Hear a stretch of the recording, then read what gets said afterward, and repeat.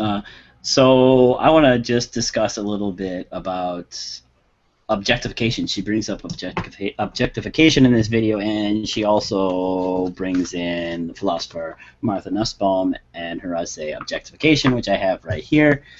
And I just want to make a little bit of an objection to one point she makes when she discusses objectification. So I think she speaks in the video as though some of the fundamental aspects of objectification that she identifies, this violability, instrumentality, fungibility, disposability, this list, she speaks as though they kind of entail each other. One second, Justin. So, might want to clarify that she doesn't actually use the word fungibility. That's true. She says interchangeability. Interchangeability. There you go. Yeah. You're right. Yeah. And basically, the large chunk of this list comes from this essay. She kind of just adds on disposability as a new one. But but I think one point she tries to glue together is the connection, the linking of sexual objectification and violence. So Anita says in the video, quote, "Once a person is reduced to the status of objecthood, violence against that object becomes intrinsically permitted." So I can understand where she's coming from, but I just think it's important to make the point that this does not necessarily follow, nor is it intrinsically permitted. So first of all, on a very silly level, violence against plain old objects doesn't seem intrinsically permitted. For example, when an object doesn't belong to me, it belongs to someone else. Or Nussbaum makes an interesting note in the essay. She says, quote, "The unowned among the inanimate objects, parts of nature for the most part, are also likely to be the ones which we especially often attribute a kind of autonomy and intrinsic worth." So maybe we don't attribute this to all trees and stuff, but some trees get it. But I mean, this is on a silly level. On a more important level, well, the last point was interesting, but on a more important level, even in cases where human beings are objectified, they are not intrinsically viewed as violable. So, and again, in this very same essay, Nussbaum talks about three types of objectification. One is the parent and child relationship. The second one is is Marx's account of the workers under capitalism, and third is slavery. So in none of these cases are the objectified people necessarily regarded as violable. Even in the case of slavery, as Nussbaum writes, quote, "Slaves are not necessarily regarded as violable. There may even be laws against the rape and or bodily abuse of slaves," end quote. So, however, it's really easy to see why regarding someone as viable may follow. And again, Nussbaum sees this too. She says, quote, "Once one treats as a tool and denies autonomy, it is difficult to say why rape or battery would be wrong, except in the sense of rendering the tool as a less efficient tool of one's purposes." I guess the point I'd like to make in this whole thing is that objectification per se is not necessarily the problem. Objectification comes in many forms, some of which are very objectionable, others of which may be generally okay. So the major moral problems that arise from objectification come from instrumentality. And even the dangerous sounding violability kind of gets most of its moral problems coming from treating someone as mainly an instrument for your own personal gratification. In other words, instrumentality. So I don't think violability is entailed by objecthood or being objectified. That's all. And my main thought about that is that it's a little bit different when we make the jump from the real world to the video game world, because all of the objects, and yes, all of the NPCs, these are very much objects in a big world. All these objects are placed there to be specifically to be used by the player, and as a means to whatever end they try the player is trying to fulfill in this game space. And this means that if the player to their ends sees destroying this object as the appropriate means to it, then they are inherently viable. The only, again, as Nussbaum said, you can only really start justifying these. You can only start objecting against violence against these objects and perhaps how it might render them as a less viable tool. In some of these sandbox games, you kill a player, NPC, they're gone. You lose access to future quests, etc. But when this is not the case, and perhaps when killing this player, this NPC would give allow you to accomplish whatever end you're trying to accomplish more effectively, then yes, I would say it is intrinsically permitted. I'm kind of can I ask a silly question, kind of a funny question? So let's get out of the sandbox. Let's think about Minecraft. So Minecraft can actually sometimes be played multiplayer, and multiple people are making different things in each world. So pretend I have made a gigantic castle in Minecraft. Is my gigantic castle there for you to be destroyed? For you to destroy it? Yeah. Okay.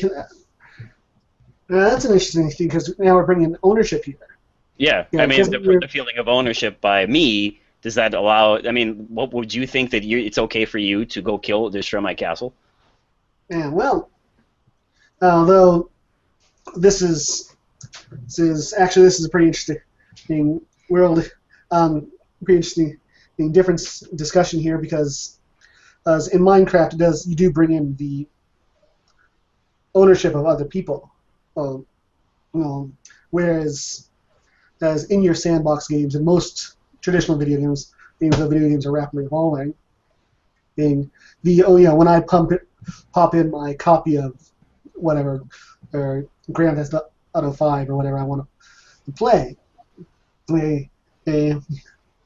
essentially I enter into my game space, and I could even make the argument that all those NPCs belong to me, giving me the right to do with them what I want. Whereas in Minecraft, I think we would understand that no, this does not belong to me. Somebody made this. I guess I'm. Oh, go ahead. Please. Yeah, no, go ahead. I'm just kind of interested. It seems like when you talk about objectification in video games, the starting point, it seems. I mean, you can't objectify a pen. A pen is an object, right? Objectification would be taking something that's not an object and making it an object, right? So in other words, I mean, if you start with the premise all the NPCs are objects, then I don't know, you kind of run into a wall in the sense that how could you objectify an object? It's already an object. I mean, isn't like in a strange way, isn't the starting premise that these are not objects in a sense, right? These NPCs kind of have their own autonomy or volition of some sort, or at least they have the appearance of such, which is then violated by the player through his own use. Isn't this the starting point of this conversation as far as like the meaning of objectification within games? Actually,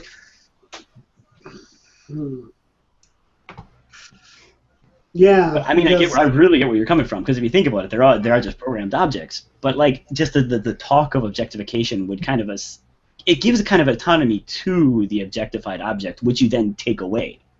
I guess would that be the reason why sometimes you feel bad killing NPCs? Yeah. Yes.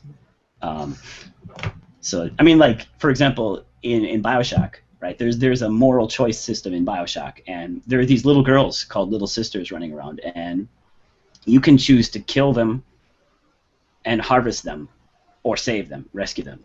And this is kind of one of the core moral. This is the moral choice system built into the game, and I could not bring myself to kill any of them.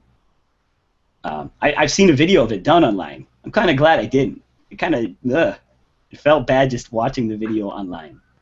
But I mean, like Bioshock kind of it gives you the choice to use all of them as your objects to get more Atom to power you up so you can do more crazy stuff. But You know, I think, because what am I trying to say here? I think we have, due to the way we're morally conditioned, we do have an inherent and disgust towards violence against even representations of humans. This is one of the reasons why we kind of have to be desensitized as to violent movies, and video games makes this even more or vivid.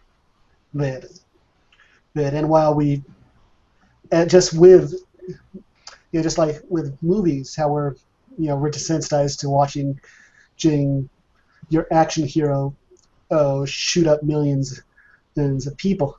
Well, we're similarly desensitized to shooting up millions of people, well, in video games. But yeah, there are some acts that we aren't desensitized to that seem to be more morally reprehensible.